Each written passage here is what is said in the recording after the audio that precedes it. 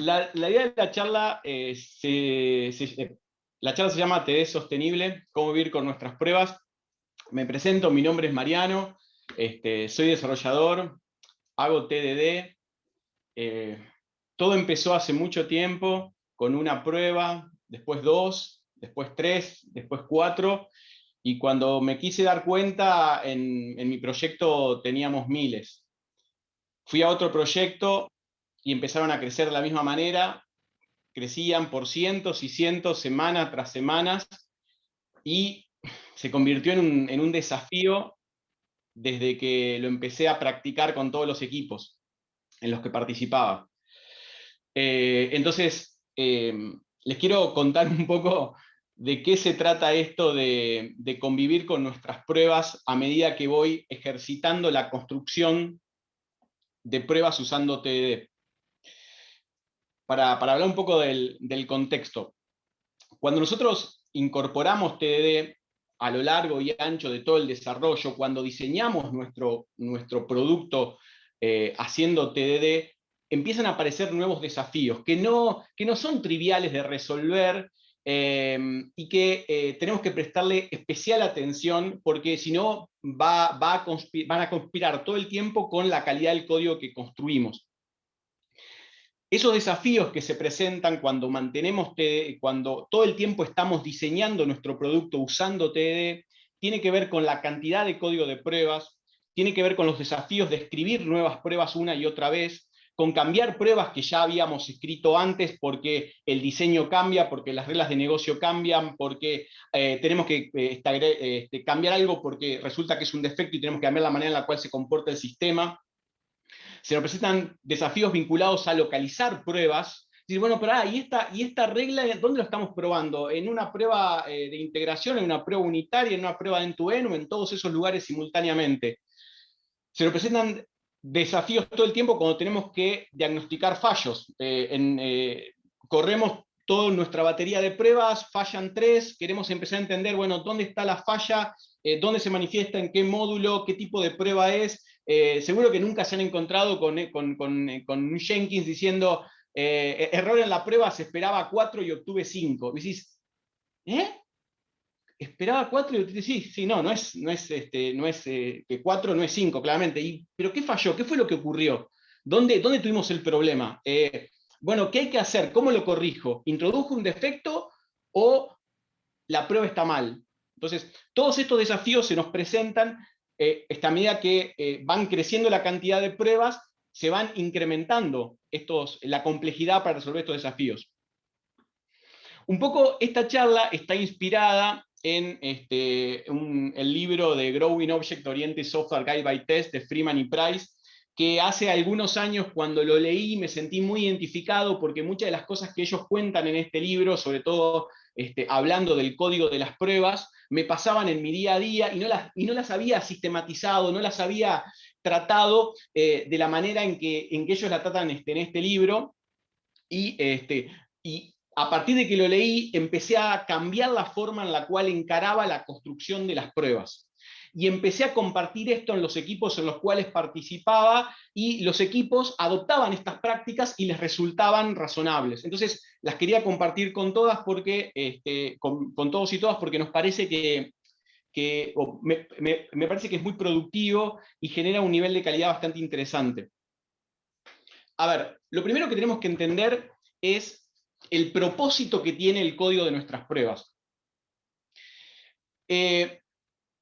A ver, nosotros tenemos que preocuparnos tanto de la calidad de nuestro código de pruebas como la calidad de nuestro código de producto, ¿sí? El código productivo, el código que se ejecuta en producción, ¿sí? Es muy, muy valioso y siempre estamos haciendo refactoring sobre él, estamos buscándole buenos nombres, estamos mejorando su calidad. De la misma manera, tenemos que preocuparnos por el código de nuestras pruebas.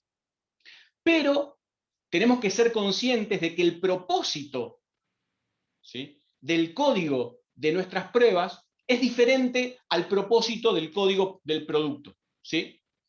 Y eso hace que los estilos del código de nuestras pruebas y los estilos del código productivo sean totalmente diferentes, sean muy distintos, ¿sí? Este es como el primer concepto que para mí fue revelador cuando leí el libro de Freeman y Price, esto de qué estilo tiene mi código, ¿sí?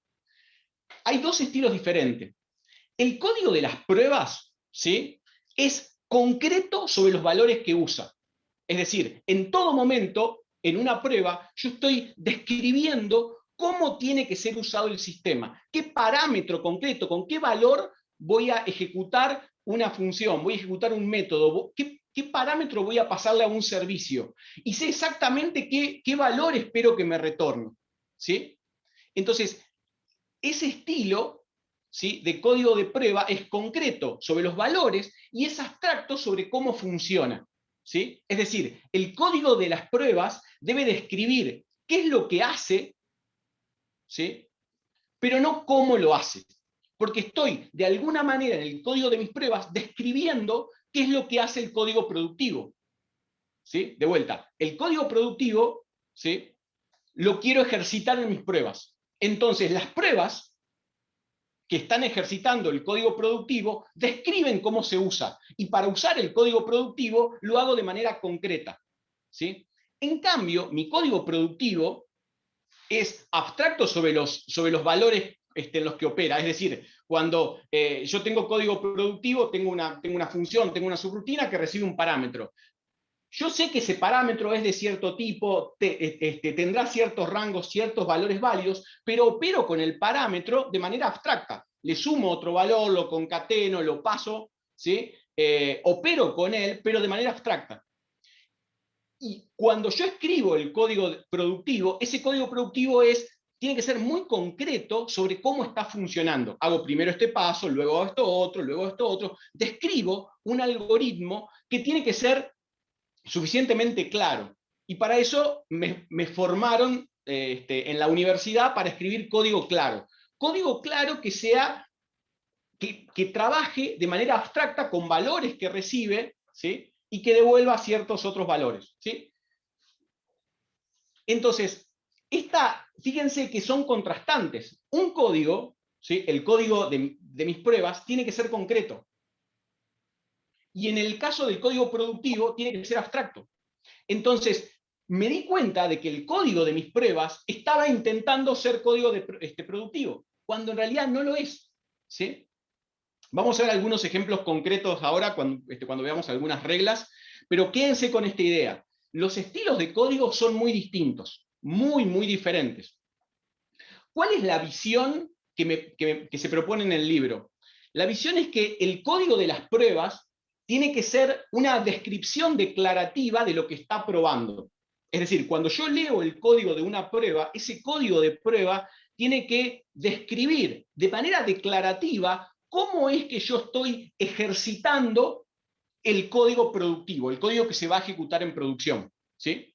Entonces, tengo que ser declarativo, decir, bueno, primero voy a hacer esto, luego voy a hacer esto, luego voy a hacer esto y luego esto. Digo, describo cómo se va a ejercitar esa parte del código productivo, ¿sí?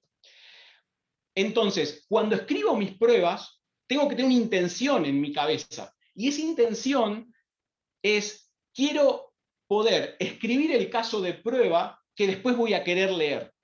Es decir, cada vez que escribo una prueba, pienso en, bueno, cuando venga dentro de 3 semanas y quiera leer esta prueba, ¿qué código esperaría leer en esa prueba? ¿Sí? Vamos a ver algunos casos concretos y creo que algunos de los conceptos que estoy planteando de manera abstracta se van a entender mejor. ¿Sí? Vamos a repasar algunos de los problemas comunes cuando construimos pruebas, ¿sí? Un problema típico es el nombre poco claro. Es decir, el nombre de la prueba es fundamental, ¿sí? Cuando el nombre de la prueba no evidencia cuál es el propósito que tiene la prueba y y qué diferencia esa prueba de otra prueba, ¿sí?, resulta muy confuso después agregar nuevas pruebas. Porque yo típicamente voy a leer todos los nombres de las pruebas que tengo y voy a tratar de pensar, bueno, ¿qué casos me faltan? Si el nombre no es claro, no voy a poder saber, bueno, qué casos me faltan y qué casos no me faltan, ¿no? Típico ejemplo, esto yo nunca lo escribí, ¿no? Jamás en mi vida escribí algo como que la prueba es procesar lote se ejecuta, y la otra es anular lote se ejecuta. ¿Qué información me da de procesar lote se ejecuta? Procesar el lote se ejecuta. No me dice nada de qué está probando. No me dice nada de cuál es el escenario de la prueba. No me dice cuál es el resultado que espero en la prueba. No me dice cuáles son las condiciones iniciales. Hay más de una, importan, no importan. ¿Sí? ¿Qué quiere decir que se ejecute? ¿Sí? Vamos por otro problema común. Múltiples funcionalidades. Típicamente uno escribe a veces una prueba en donde la prueba pretende ejercitar múltiples funcionalidades simultáneamente. Entonces, quiero tratar de probar distintas funcionalidades que el código productivo tiene. Entonces, la prueba termina siendo una prueba extremadamente grande, donde puede fallar, es muy, muy, muy frágil, porque puede fallar por múltiples cosas, y cuando una de esas funcionalidades resulta que tiene que cambiar, estoy afectando pruebas que prueban otras funcionalidades. Entonces, empiezo a tener pruebas interdependientes, ¿sí? Pruebas que ejercitan múltiples flujos, ¿sí? A la misma vez, y eso hace que sean muy complicadas para mantenerlas, muy complicados para cambiarlas, que eventualmente las abandone, ¿no? Acá hay un ejemplo. Esta es una prueba. No se preocupen, de esta prueba lo corté en 7 partes. Este es un séptimo de toda la prueba. Así que, no, perdón, no, obviamente no les traje toda la prueba, pero no les miento, es una prueba de 7 partes. Es una de 7. ¿Sí? Está probando un montón de cosas a la vez, en simultáneo. Estás probando hacer 2 requests sobre el sistema, viendo si funciona o no funciona, a partir de eso haciendo otra cosa. Interminable. Si tengo una prueba que prueba múltiples cosas, esto va a ser muy complicado de mantener a lo largo del tiempo. Un fallo en esta prueba, no me va a evidenciar un problema en una funcionalidad. Me puede evidenciar un problema en una de esas 7 o en todas las funcionalidades, en una de esas tantas que va ejercitando. ¿Sí? Seguimos. Otro problema típico es cuando tengo una estructura de la prueba que es no uniforme. Es decir, si yo tengo en un mismo contexto, para distintos escenarios de la misma funcionalidad, la prueba estructurada de manera muy diferente, o sea, los distintos escenarios están estructurados de manera muy distinta entre sí, después eso no ayuda a que quien tiene que venir y agregar un caso nuevo para esa funcionalidad tome como parámetro la estructura que antes siguió. Si yo tengo diferentes estructuras en un mismo grupo de casos de pruebas por una misma funcionalidad, tengo distintas, me cuesta un montón leerlas y pierdo tiempo viendo a ver qué es lo que tengo que cambiar o cómo aprendo de ese caso de prueba para crear un caso de prueba nuevo. Entonces, invierto un montón de esfuerzo para entender cuál es el propósito de cada uno de los casos de prueba si la estructura no es uniforme.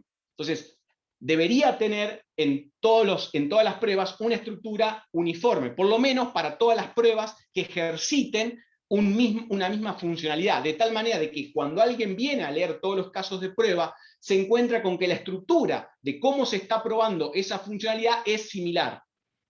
¿Sí? Entonces, eso requiere un trabajo, hacer que toda la estructura sea sea uniforme. Si lo mantengo a lo largo de múltiples módulos, aún mejor, porque eso hace que quien desembarca en la prueba para cambiarla, para entender el sistema, para agregar un caso nuevo, para detectar un fallo, para corregir un fallo, lo que fuera, tiene mucho menor esfuerzo mental en entenderla y accionar. ¿Sí?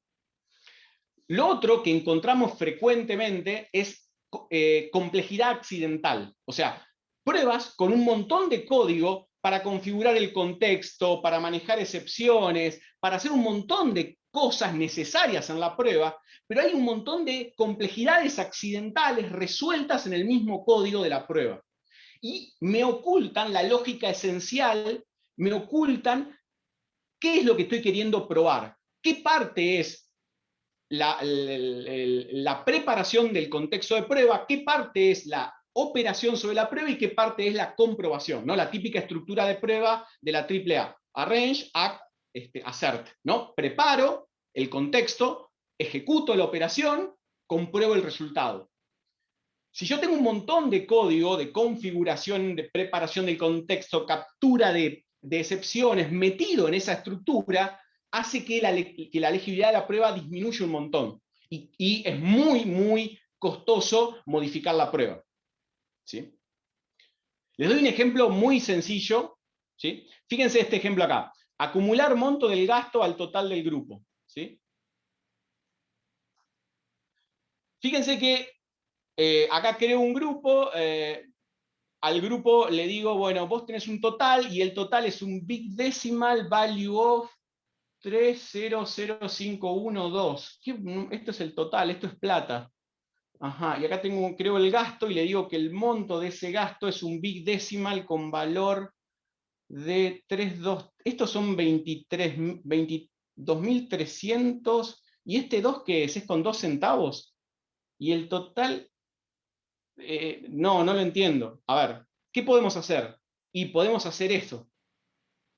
Algo muy simple, es decir, bueno, el total es pesos 300,51 y el monto es 23,90, entonces el total, una vez que se haga la operación de acumular el total, es de 324,41.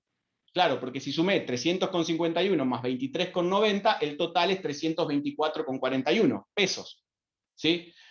Si yo pongo acá dentro la complejidad accidental de cómo creo el tipo de dato, que es un big decimal, o sea, un decimal con precisión fija de dos posiciones luego de la coma, estoy enturbiando la lectura de la prueba. ¿Y cómo hago para mejorarlo? Bueno, algo tan simple como esto. Me creo un método que se llame pesos.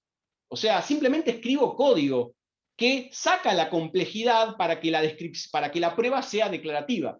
Entonces, además juego, aprovecho los hacks del lenguaje que conozco y puedo llamar a un método en Java, por ejemplo, porque esto es Java con un signo pesos. Entonces, bueno, si hubiese tanto lenguaje donde no puedo llamarlo pesos, o si estos fueran dólares, bueno, tal vez le pongo la palabra, digo dólares. Entonces, es simple, algo es tan simple como esto, mejora un montón la legibilidad de la prueba porque saco la complejidad accidental.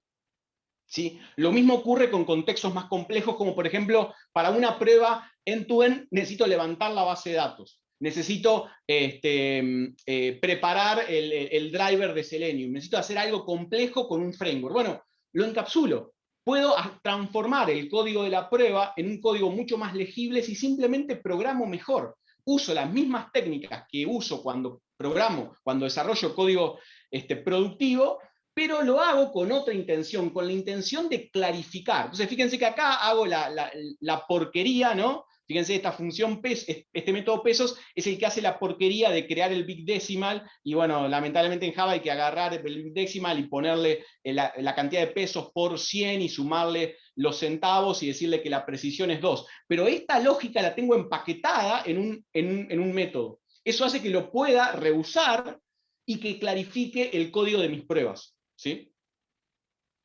Ojo con la palabra reuso, que en el contexto de las pruebas vamos a ver que es nocivo, digamos. Otro síntoma espantoso son los valores mágicos. Entonces, de repente, cuando leo el código de una prueba, veo valores literales que no tengo claro por qué están ahí.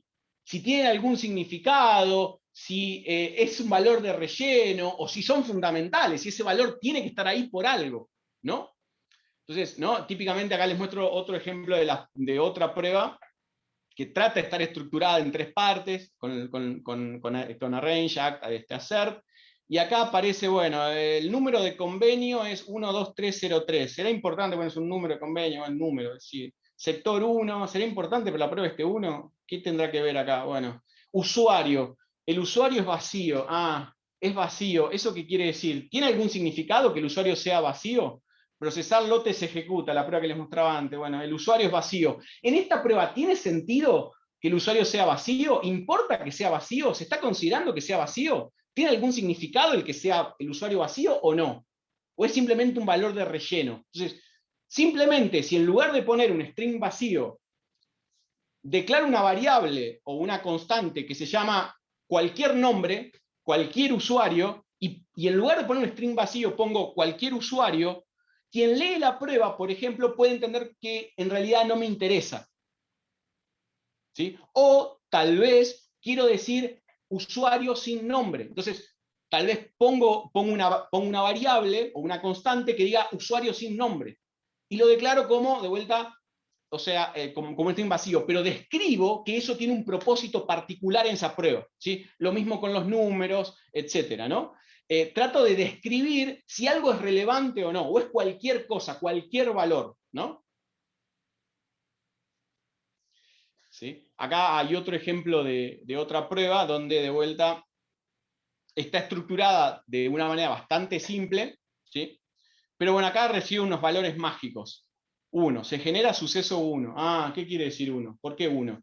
¿El 1 qué es? Este string que está acá, ¿qué es? ¿Qué significado tiene? ¿Sí? Bien. Otro problema típico es el diseño complejo. Es decir, tenemos pruebas, ¿sí? No pruebas de un hola mundo, ¿sí? No las pruebas triviales que hacemos cuando hacemos una cata, sino tenemos una prueba donde tenemos una prueba end-to-end en la cual estamos involucrando múltiples capas. Entonces, levantamos una porción de nuestros sistemas, el controller, los servicios, el repositorio, y para poder construir una prueba tenemos que extender una clase que es la prueba padre, que tiene un montón de metainformación configurada, y necesitamos un archivo de properties, y para poder hacer un caso de pruebas tenemos que extender la clase, implementar y llamar como primer método a un método ya predefinido, que es el que se ocupa de, bueno, cuando tenemos una estructura de pruebas compleja, cuando tenemos un diseño y requiere mucho trabajo poder crear una nueva prueba, ¿sí? O requiere mucho tiempo el entender cómo es que se crea una nueva prueba, estamos en presencia de un diseño complejo que no nos ayuda a crear nuevas pruebas, que nos ayuda a mantenerlas. ¿Sí? Entonces, vamos hasta acá con los ejemplos de los problemas. Perfecto. No estoy mirando el chat, pero al final tratamos de hacer un espacio de preguntas. ¿Sí? A ver, entonces, les traigo algunas reglas que nos vienen funcionando hace mucho tiempo para tener legibilidad en las pruebas. ¿Sí? Primero, nombres descriptivos. Es obvio, en cualquier libro cuando lean cómo escribir una prueba, te dicen hay que ponerle nombre descriptivo. Sí, está perfecto, y uno lo ensaya. Lo ensayás con el Hola Mundo, lo ensayás con una cata de PDD trivial, y te salen súper claros los nombres. Ahora, en la realidad, cuando tenés reglas de negocio compleja, ponerle los nombres no es una tarea trivial. Entonces, el nombre, tenemos que tener en claro que es el primer indicio, ¿sí?, que encuentra cualquier programador para saber qué se está probando y cómo debe comportarse el sistema. Entonces, para hacer esto, tenemos que invertir tiempo no solo en construir buenos nombres, sino en mantenerlo a lo largo del tiempo. ¿Por qué?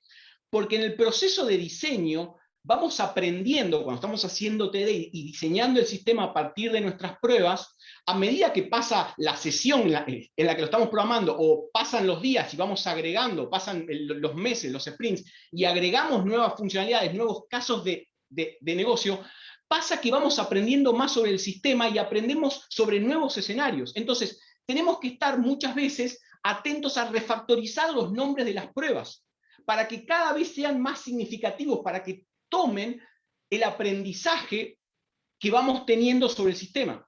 ¿Sí?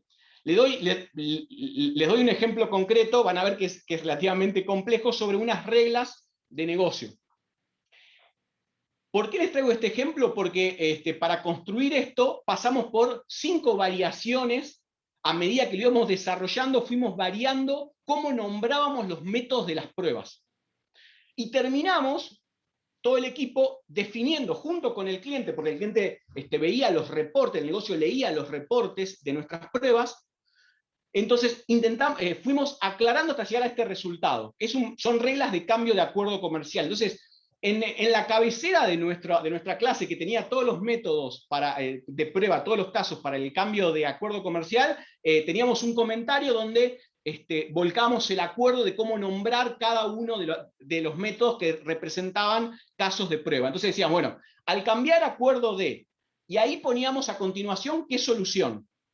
Eventualmente, si esto podía ser por una compañía o particular o por concesionaria, y si tenían alguna condición ese escenario, le poníamos con la condición. Para un cliente con cierta solución, o sea, esta es digamos, el acuerdo de origen, sí, y el de destino. Entonces decíamos, bueno, vas de acá a acá, desde esta solución, desde este acuerdo a este acuerdo, entonces con estas condiciones, y al final le agregamos un número para identificar el caso dentro de todo nuestro listado. Entonces, fíjense el reporte, una parte del reporte de las pruebas. Fíjense la estructura. Al cambiar acuerdo de servicio A con alarma y seguimiento sobre un cliente con servicio A particular con alarma inactivo, tenemos descrito todo el escenario. Todos son consistentes. Si alguien quiere buscar acá adentro, si está contemplado o no está contemplado en el escenario, lo puede buscar porque está estructurado de tal manera de que se pueda leer fácilmente. ¿Sí? Fácilmente dentro de las complejidades que tiene este negocio. Y otra cosa interesante es que acercamos también el vocabulario del negocio al desarrollo, al reporte de pruebas. ¿Sí? Les muestro dos escenarios en particular, uno relativamente simple y otro relativamente complejo. ¿Cuál era el nombre? Al cambiar acuerdo de servicio B por aseguradora Z para un cliente con servicio C particular. Lo de servicio y aseguradora Z no existen, eran los nombres reales, pero para la presentación los cambié por un tema de confidencialidad, obviamente. Entonces, al cambiar del acuerdo de cierto servicio por la aseguradora Z, para un cliente con servicio C particular, el caso 029. Noten que tiene que usar 3 dígitos para numerar los casos. Al cambiar acuerdo de servicio A por aseguradora Z con alarma y seguimiento sobre un cliente con servicio A por aseguradora Z con cargos diferentes, con alarma y seguimiento, sin sponsoreo inactivos. ¿Sí? Todo esto describe el escenario de negocio que estamos ejercitando y era fundamental porque lo que queríamos hacer con el negocio es saber si nos faltaban algunos casos. Entonces, el trabajar en barrer todos los casos, ver si había uno nuevo, ver si lo estábamos contemplando, era fundamental. Entonces, el nombrar las pruebas para que nos den esta información fue clave. Esto, ya les digo, requirió 5 iteraciones hasta llegar a esta versión que nos permitía comunicarnos satisfactoriamente con el cliente. Otra de las reglas, tomadas de vuelta del libro de Freeman y Price, es la estructura canónica. ¿Sí? Las pruebas tienen que estar escritas de una forma que sean fáciles, muy fáciles de leer y por lo tanto de entender. Entonces, tenemos que respetar la estructura canónica de arrange, act, assert. ¿Sí? Miren esto, son 3 ejemplos de pruebas complejas, ¿sí? Pruebas edge to edge que levantaban todo el sistema, pero que están descritas en 3 pasos. Por ejemplo, miren el nombre, no permite comprar moneda fuera del horario permitido. Si estoy fuera del horario permitido, no puedo comprar moneda. Entonces, dado que no estoy en horario de operar, intenta comprar moneda, se obtiene error de servicio no disponible. La prueba está estructurada en 3 partes. ¿Sí? ¿Cuál es la condición inicial? ¿Cuál es la operación? ¿Cuál es la comprobación? Toda la complejidad, que esto tiene complejidad interior, está oculta detrás de un método en varios niveles implementado luego. Pero por lo pronto, quien lee la prueba de entrada sabe claramente cuáles son los pasos. Si falla este método, si hay una excepción en el método que setea la condición inicial, que establece el contexto, lo que tenemos que preocuparnos no es de un defecto, sino que hay una falla en el ambiente en el cual se está preparando todo el contexto. Porque no es un fallo en la etapa de operación o en la comprobación, sino que algo del seteo inicial de condiciones no está funcionando. ¿Sí? De vuelta, el usuario pide envío de CDA y se envía correctamente. Entonces, dado que el tiempo de expiración de la CDA es de 2 minutos, intenta enviar la CDA, se envía correctamente por SMS. Obviamente, quien lee la prueba sabe claramente cuáles son las partes, sabe qué está haciendo cada parte y sabe qué parte del sistema está ejercitando, el intento de envío del CDA. Eso está ejercitando. Y sabe, por leer la prueba, qué es lo que se espera comprobar. Por el nombre del método, se espera que se envía correctamente. Si después el reporte te dice, esperaba 4 y obtuve 5, pero ya tengo contexto de qué es lo que debería pasar. Se debería enviar el SMS y no se está enviando. Bueno, yo detecté una falla, un indicio de que esto podría no estar pasando. ¿Cómo ato eso? Bueno, empiezo a desarrollar a partir de entender qué es lo que se esperaba. ¿Sí? Y obviamente me dan más ganas de cambiar estos métodos de prueba que si tuviera todo el código metido ahí adentro que hace la operación compleja. ¿Sí? Siguiente lineamiento, código simple. El código debe hacer hincapié en qué hace por sobre cómo lo hace. ¿Sí? Cuando escribo código de prueba, a diferencia de lo que hago cuando escribo código productivo, tengo que decir qué es lo que estoy haciendo y no cómo. Entonces, si tengo un paso inicial que lo que hace es se conecta a la base de datos, borra todas las tablas, las recrea e inserta datos, porque la prueba necesita que existan ciertos datos en la base, no digo insertar datos en la base, borrar la estructura, no. Lo que hago es pongo un método o una operación, una función, lo que fuera, que diga, bueno, la base de datos tiene 3 registros. Lo hago declarativo. Tiene 3 registros.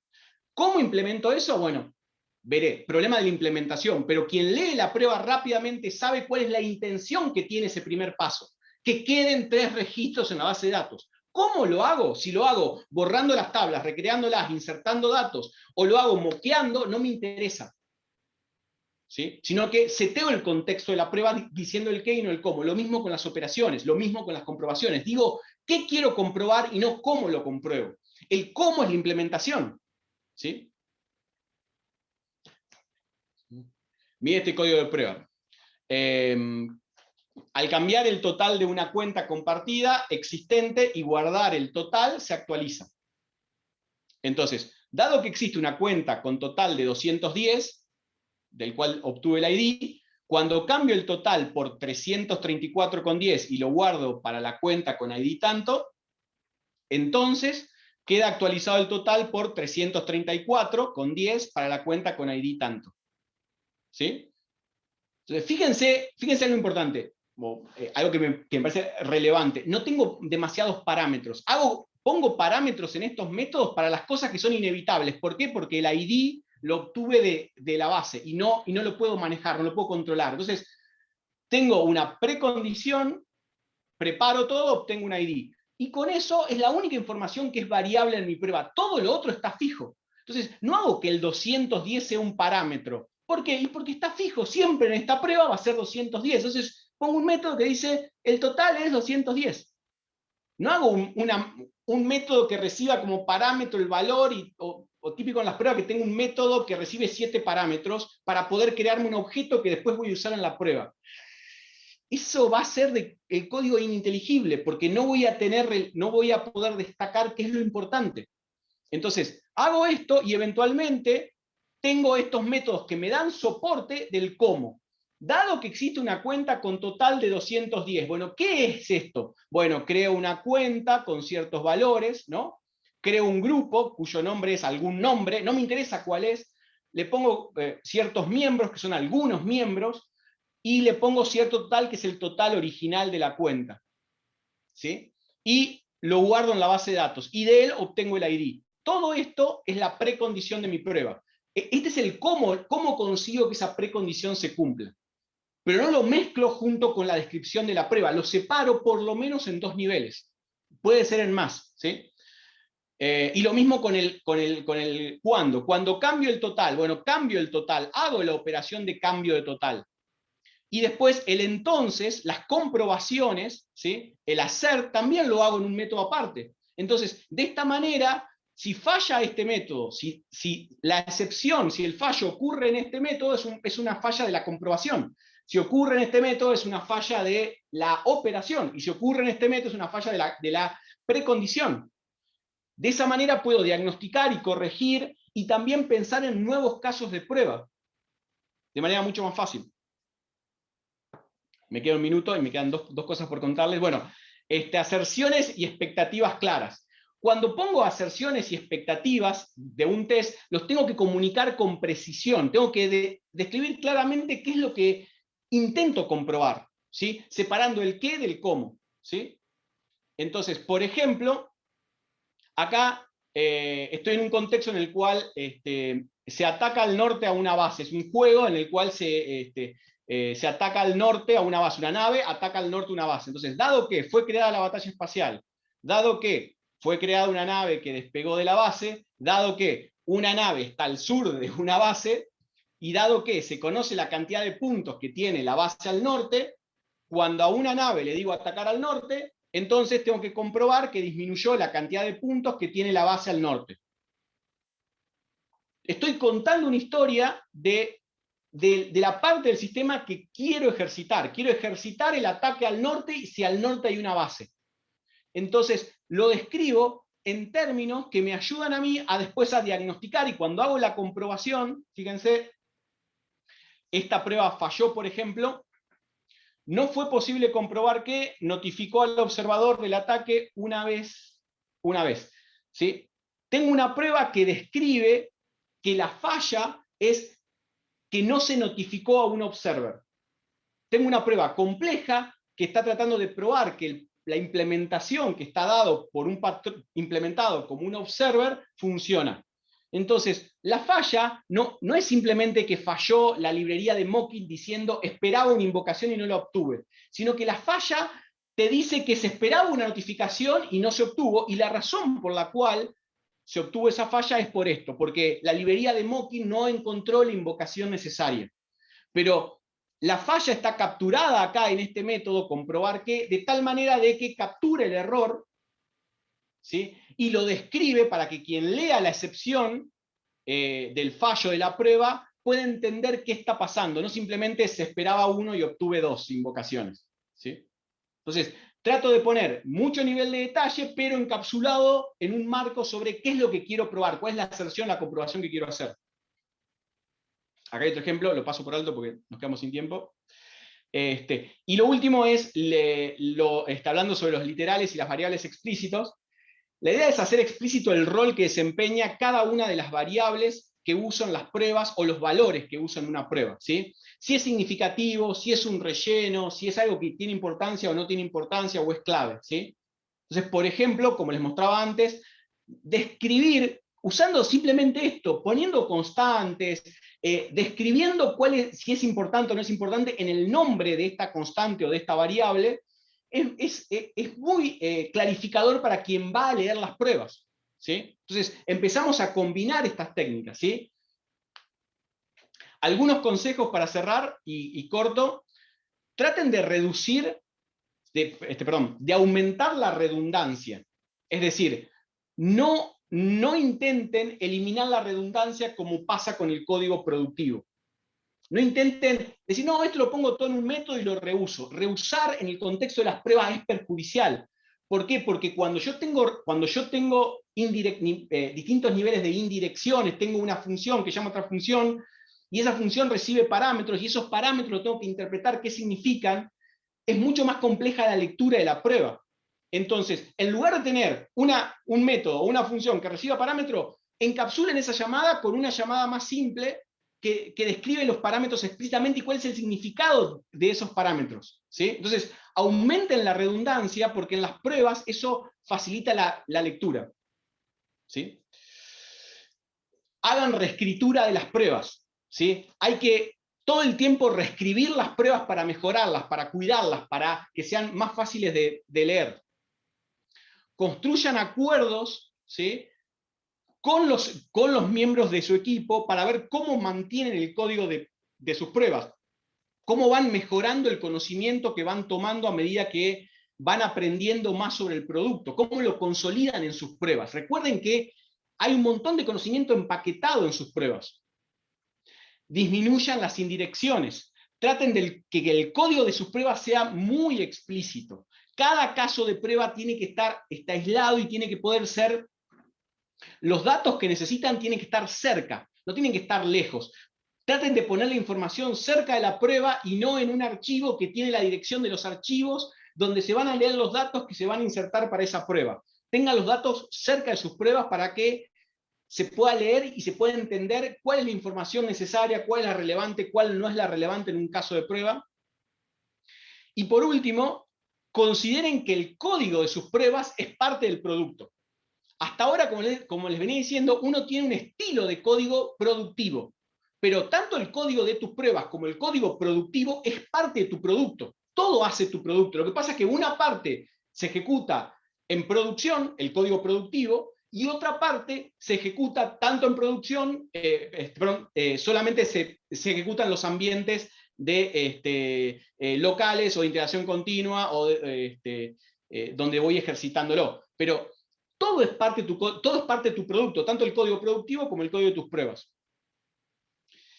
Bien, y para finalizar, si así los libero, ¿qué entendemos por TDD sostenible? Creo que resulta importante para todos nosotros entender que el código de las pruebas tiene que ser tan importante como tu código productivo. Hay que darle el mismo nivel de categoría.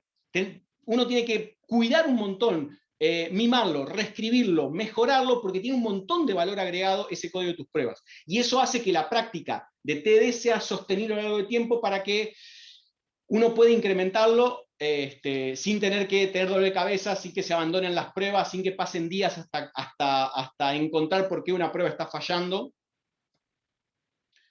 Y los dejo con esta reflexión del libro de Freeman y Price sobre qué significa hacer TD como técnica de testing, especificación y diseño. Nada, perdón por la demora hasta el empezar y perdón por estirarlo tanto. Teniendo TDD, ¿vos considerás que es necesario tener un equipo aparte de QA o solo lo utilizarías para integraciones o pruebas más complejas? Qué pregunta difícil. Depende, todo depende, no hay ninguna respuesta cierta. A mí me parece que es valioso es valioso el aporte que puede dar alguien con foco en las pruebas. Para mí es clave que el equipo haga TD y pruebe todo el sistema de punta a punta, pero a veces es necesaria una visión externa, no siempre, pero muchas veces es necesario tener un equipo externo que haga, por ejemplo, pruebas exploratorias. O que, por ejemplo, prueba aspectos que no se puedan automatizar, como por ejemplo pruebas de usabilidad de la aplicación. ¿Sí? Entonces, me parece que ese puede ser un input importante para el equipo, es decir, alguien que está velando por experimentar cosas que se van de lo habitual o que prueban los límites del sistema y te permiten después generar pruebas que se automaticen. ¿Sí? Me parece importante ese rol, pero todo depende del nivel de complejidad del producto que se esté construyendo, ¿no?